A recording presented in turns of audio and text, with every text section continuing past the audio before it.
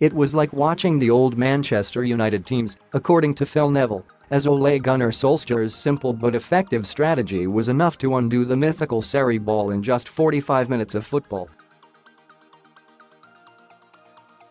Meanwhile, The Independent are among the sources stating Chelsea players are confused by Maurizio Sarri's overload of tactical instructions as they were dumped out of the competition they won just 9 months earlier under Antonio Conte, another manager they seemed to stop playing for. Both top coaches with very different but effective philosophies, and both, most likely at this point, set to be sacked just months apart from each other at Chelsea, who just don't seem to know what they want. More, ranking Chelsea's best managers under Abramovich by win percent, Maurizio Sarri makes top 5, but there's a surprise winner. A look at last night's opponents Man United might be a decent starting point for them, with Solskjaer not exactly arriving at Old Trafford as a big name with any particular philosophy.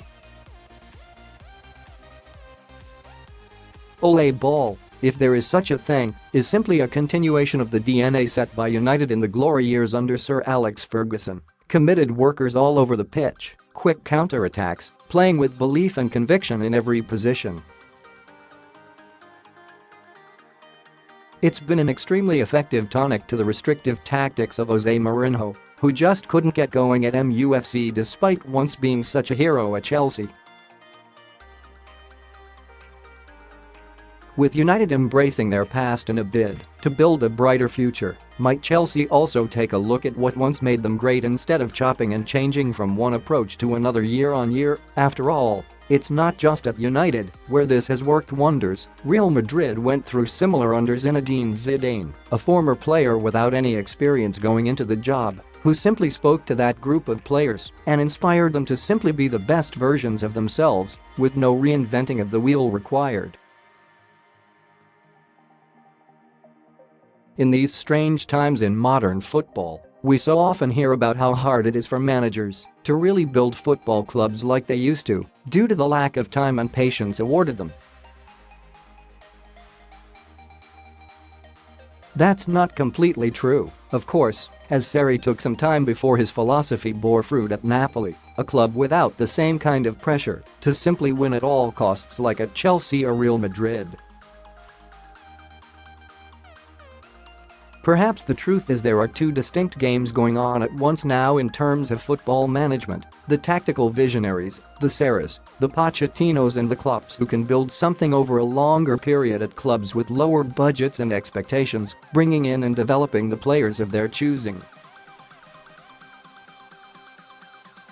And at the other end, the inspirational man manager in the Zidane or Solskjaer mold, who can come in and instantly work with whatever group of superstars happens to be at their club at any given time, with a connection to that club a welcome bonus. In which case, step forward Frank Lampard or John Terr.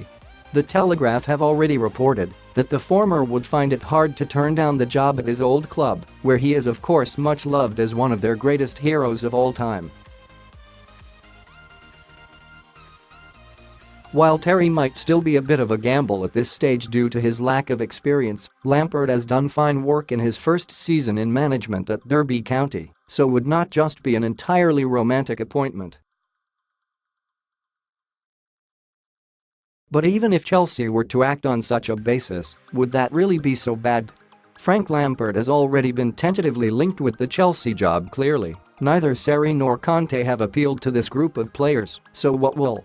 Perhaps they just need some of those old characters back in the dressing room to remind them of the high standards set during the club's most successful period in its history.